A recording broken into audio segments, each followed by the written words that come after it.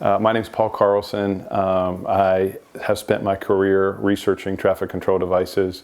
I started doing that at Penn State as a student. I had my bachelor's and master's degree in civil engineering from Penn State. Started working on a project with Martin Petruka at Penn State on what else, traffic control devices, and that really piqued my interest. Stayed there for a while, worked full-time at Pennsylvania Transportation Institute. Eventually had an opportunity to get a PhD at Texas A&M Transportation Institute, and so I did that in '94, and I spent almost 25 years there. I did get my PhD, and then I led a research program that focused on traffic control devices. I led that program for 15 years, and Gene was leading it before I did. So when Gene went to academics, I took that program over. So what is it about traffic control devices that is interesting?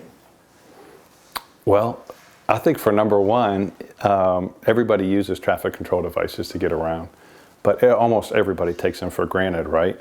So ask somebody how big a skip line is on a highway, and they generally say 2 feet, and how big is the gap on that? And they might say 5 feet, right? Matter of fact, they're 10 feet long with a 30-foot gap.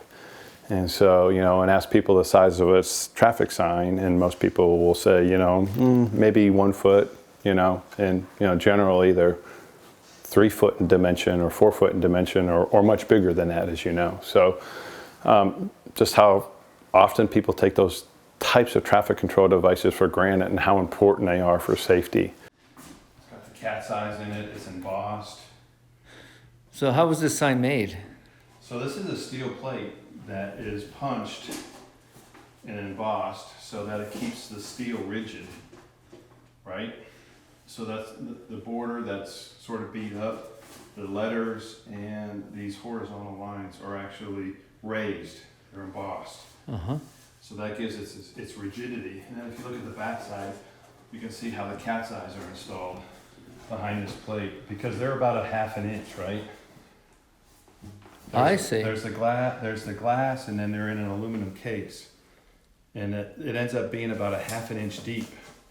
So you look on the back here, you can see where the cat's eyes are built into that rectangular piece there. Mm-hmm.